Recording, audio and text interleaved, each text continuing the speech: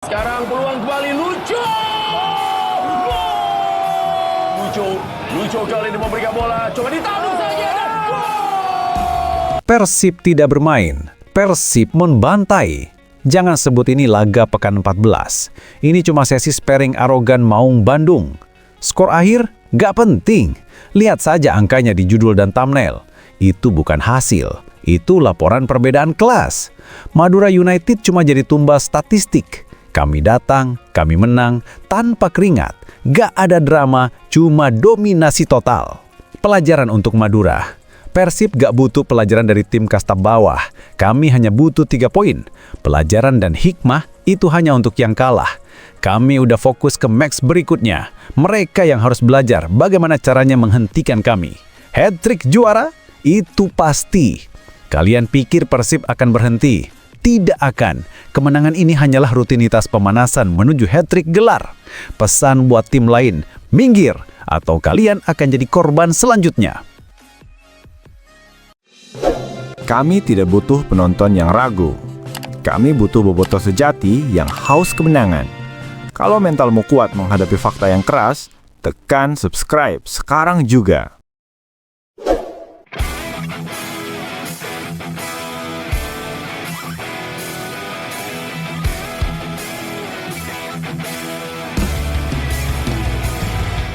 Super League pekan ke-14, Persib tegaskan dominasi. Madura United ditelan keagresifan, Maung skor akhir membisu. Kemenangan telat Persib Bandung mengirim sinyal peringatan keras. Sesuai prediksi para pengamat, duel antara Madura United dan Persib Bandung dalam lanjutan Super League 2025 pekan ke-14 berakhir dengan sebuah statement yang tak terbantahkan. Persib Bandung tidak sekedar meraih kemenangan, mereka mendemonstrasikan superioritas yang kini mulai terlihat arogan di kancah domestik.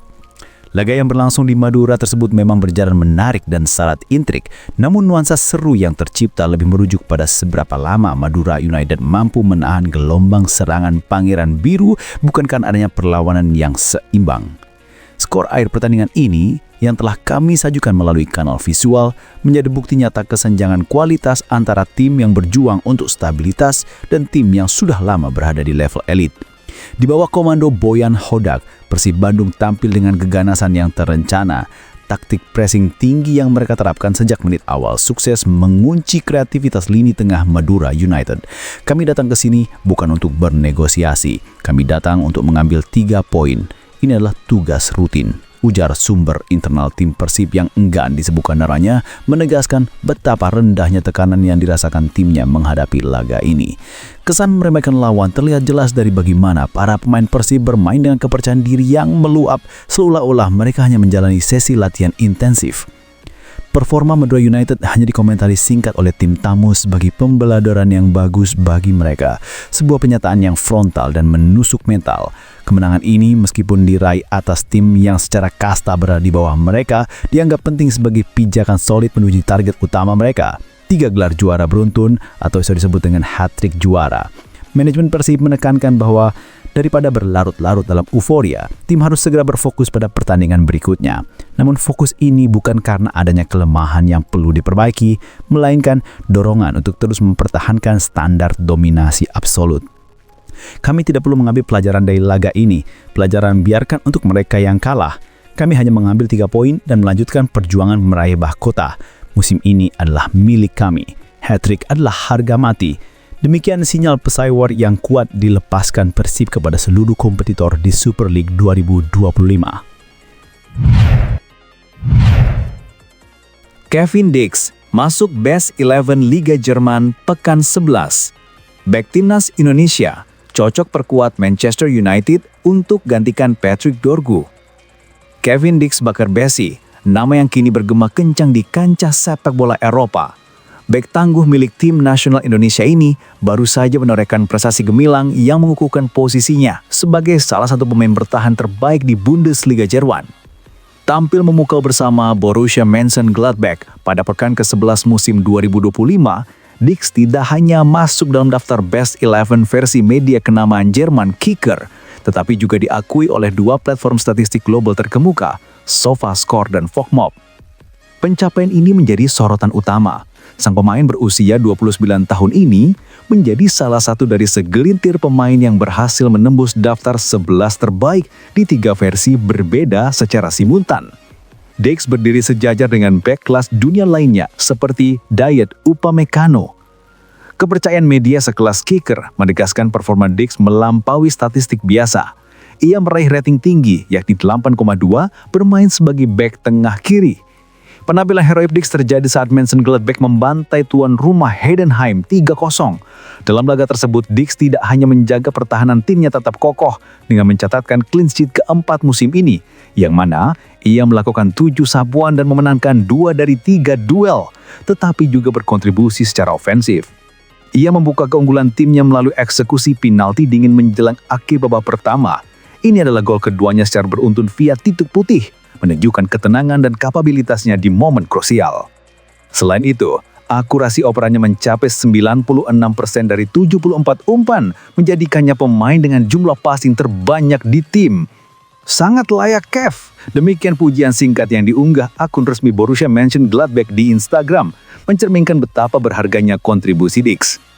Di saat Diggs menikmati puncak performanya, suasana di Old Trafford, markas Manchester United, justru memanas. Bek sayap kiri andalan mereka, Patrick Dorgu, tengah menjadi subjek kritik pedas dari para penggemar, terutama setelah kekalahan memalukan 0-1 dari Everton. Di tengah krisis performa dan gejolak internal yang melibatkan Patrick Dorgu, nama Kevin Diggs tiba-tiba muncul sebagai solusi ideal di mata para analis sepak bola dan pendukung United yang jeli. Kebutuhan United makan bek versatile yang mampu bermain di berbagai posisi pertahanan sangat mendesak. Diggs yang dimention Gladbach bermain di bek tengah kiri dan dikenal bisa beroperasi sebagai bek kanan, bek tengah, bahkan sesekali wingback, menawarkan fleksibilitas yang sangat dicari. Dengan postur ideal 1,86 meter dan pengalaman di Liga Champions bersama FC Copenhagen, Diggs dinilai memiliki atribut lengkap. Fleksibilitas posisi, mampu mengisi semua lini pertahanan, mulai dari bek sentral hingga bek sayap, menjadikannya aset berharga untuk sistem apapun yang diterapkan Amorim. Kualitas umpan dan ball playing, dengan akurasi operanan 96% dalam tekanan Bundesliga, Diggs adalah bek modern yang mampu membangun serangan dari belakang, sesuatu yang dibutuhkan tim setan merah yang kerap kesulitan mengalirkan bola. Pengalaman dan konsistensi, di usia 29 tahun Diggs berada di puncak karirnya. Konsistensinya masuk best 11 di berbagai platform, bahkan mencetak gol, menunjukkan kematangan dan mental baja yang sangat kontras dengan keraguan yang menjelimuti Dorgu. Meskipun saat ini belum ada rumor transfer resmi yang mengaitkan Manchester United dengan Kevin Diggs, berbeda dengan rumor-rumor sebelumnya saat ia masih di Copenhagen atau saat Como 1907 mengincarnya, performa Diggs telah menciptakan naratif yang kuat di kalangan penggemar. Mereka melihatnya sebagai upgrade instan yang stabil dan all-round untuk menggantikan Dorgu yang tengah dikritik habis-habisan. Prestasi Diggs yang baru saja dicapai di Bundesliga adalah bukti nyata bahwa talenta timnas Indonesia ini telah mencapai level elit Eropa. Kini, pertanyaannya bukan lagi apakah Diggs mampu bermain di level Premier League, tetapi apakah Manchester United akan mengambil langkah nyata untuk merekrut permata Indonesia ini, memanfaatkan momentum kegagalan Dorgu dan tingginya permintaan fans. Apakah menurut Anda Manchester United akan serius mempertimbangkan Kevin Diggs sebagai pengganti Patrick Dorgu, atau mengharuskan mereka fokus mencari bek sayap kiri yang lebih muda? Pengumuman daftar 23 pemain timnas Indonesia U23 untuk SEA Games 2025 bukan hanya jadi headline karena kekuatan skuad yang di bawah, tetapi juga karena satu nama yang menimbulkan perdebatan keras di kalangan pendukung sepak bola nasional, Marcelino Ferdinand. Pemanggilan gelandang muda yang kini bermain di Eropa itu menjadi isu panas, bukan soal kualitasnya, tetapi soal timing dan dampaknya bagi karirnya di luar negeri. Di media sosial, forum daring, hingga ruang diskusi supporter, opini publik terbelah. Sebagian besar fans sebenarnya bangga melihat Indonesia memanggil pemain yang berkarir di luar negeri untuk memperkuat tim nasional di ajang regional. Tetapi semakin dekat dengan turnamen, semakin besar pula suara yang mempertanyakan keputusan itu. Kalimat paling sering muncul dari publik ialah, SEA Games itu levelnya bukan prioritas untuk pemain yang sedang membangun karir di Eropa. Para penggemar dan penggemar sepak bola menilai bahwa Marcelino justru sedang berada di fase krusial karirnya, fase adaptasi, pembentukan mental, dan persaingan menit bermain di klub Eropanya. Keikutsertaannya di SEA Games menurut mereka berpotensi membuat ritme dan perkembangan karirnya terganggu. Ada yang menilai pemanggilan ini seperti mundur satu langkah dibanding progresnya selama ini. Di Eropa, sepak bola menuntut konsistensi latihan, adaptasi taktikal, serta pematangan teknik dan mental. Setiap pemain yang berkarir di sana membutuhkan waktu terus-menerus untuk mendapatkan tempat di tim utama. Sementara itu, turnamen seperti SEA Games dinilai tidak memberi nilai signifikan secara kompetitif karena level lawannya masih berada di lingkup Asia Tenggara. Publik juga mengkhawatirkan hal lain, cedera. Rekam jejak Marcelino dalam beberapa bulan terakhir menunjukkan ia beberapa kali mengalami masalah kebugaran. Warganet mempertanyakan apakah memaksanya mengikuti turnamen dengan jadwal padat, lapangan berbeda kualitas, dan kontak fisik tinggi justru memperbesar resiko cedera baru. Jika kembali cedera, perjalanan karirnya di Eropa bisa makin berat, bahkan terancam stagnan. Namun tidak semua opini bernada negatif. Ada juga suara yang mendukung pemanggilan ini. Para pendukung kelompok ini menilai bahwa pengalaman bermain di turnamen multi-event seperti SEA Games memberi Marcelino kesempatan memimpin tim, memikul tekanan sebagai figur utama, sekaligus membangun kepercayaan diri yang mungkin ia butuhkan setelah perjalanan yang tidak selalu mulus di klubnya. Mereka melihat sisi emosional, membela negara tetap bagian dari identitas sepak bola Indonesia. Sementara itu, golongan pragmatis memberi catatan realistis. Jika memang klub Eropa sudah memberi izin, maka tugas tim pelatih adalah mengelola menit bermain dengan bijak.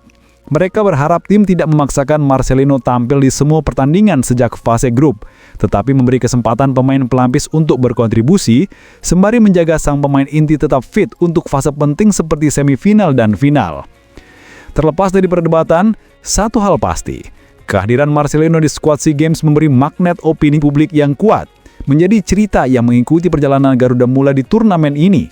Dia bukan sekedar pemain, tetapi simbol transisi sepak bola Indonesia dari level domestik menuju panggung internasional.